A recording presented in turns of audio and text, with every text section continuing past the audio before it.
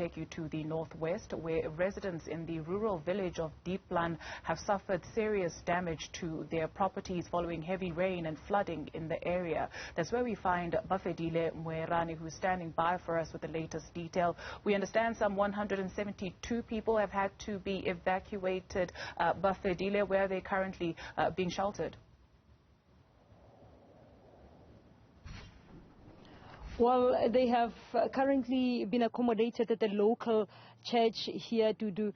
And I tell you, the number is increasing, hourly, because the number of people continue to come at that particular church because of the extensive of the damage their houses are in fact encountering. So where we are here at Deelpan village, we are in a village, and we understand that it's really dangerous for us to pass through this particular road. It has actually been eroded, as you see. The flooding here, a number of people had to abandon their homes. As you see, this particular house, it's one example. So it's close to 200 people that have actually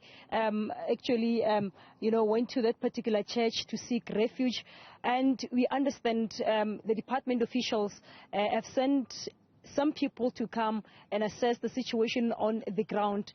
Few of them have been here with us, but they had to leave. They wanted to pass through, but unfortunately they couldn't make it because the bucket that they were driving stuck there, and they had to go back because of the eroded structures of roads in this particular community of Deelpan. So, as I indicate, they are telling us what we're seeing here. In fact, it is just the tip of an iceberg. If we could just go inside there, it's just a total disaster. And number of government officials have been here. We saw the MEC of Koktalina Mecha being here yesterday, accompanied by the mayor of Tsoaing local municipality, and also we saw the Department of Social Development also sending their officials on the ground to assess the situation and also to come and assist by the means of food as well as the means of donating blankets. And we understand they also had to bring some beds, to accommodate elderly people in particular and children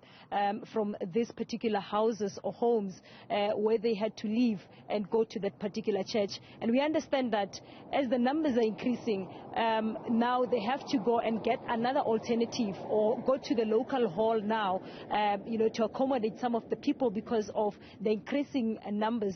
But we understand that government officials are saying that they're still, at the drawing board trying to seek an alternative on how they do assist this particular community, for future.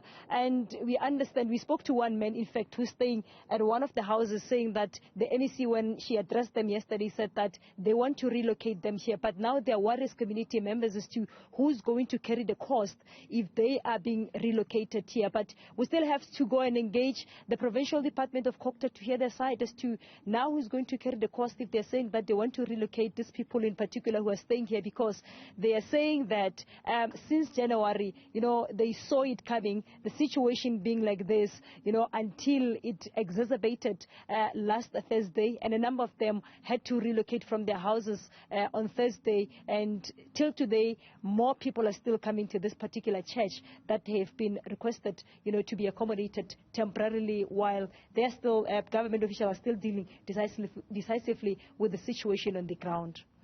Just where you are standing, Bafedile, it looks like a road that has been completely overwhelmed by water. No one knows the lay of the land better than you in the northwest. While we appreciate that this is an act of nature in terms of, the heavy rainfall experienced there, but with these government officials, what are we hearing in terms of, improving infrastructure there when it comes to drainage systems, etc.?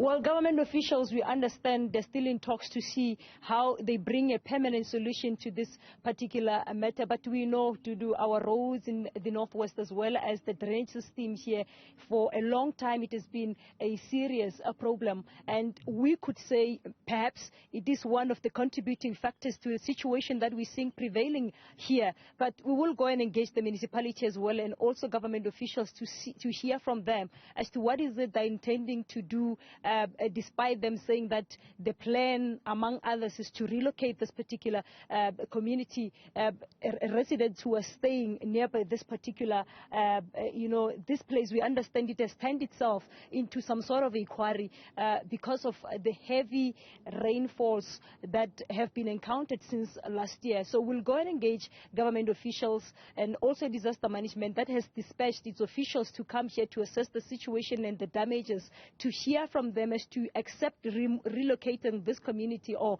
these people, the houses near here. What is it that they're intending to do, in particular looking into the issues of infrastructure? I tell you, Dudu, this particular road we are standing in, it has in fact eroded. We are asking ourselves as to whether was it from the onset a shoddy work being done by the person who was contracting it, or what is it? But we're still going to engage the officials in a number of issues in relation to the issues of drainage system here as to how are they intending to help or assist community members.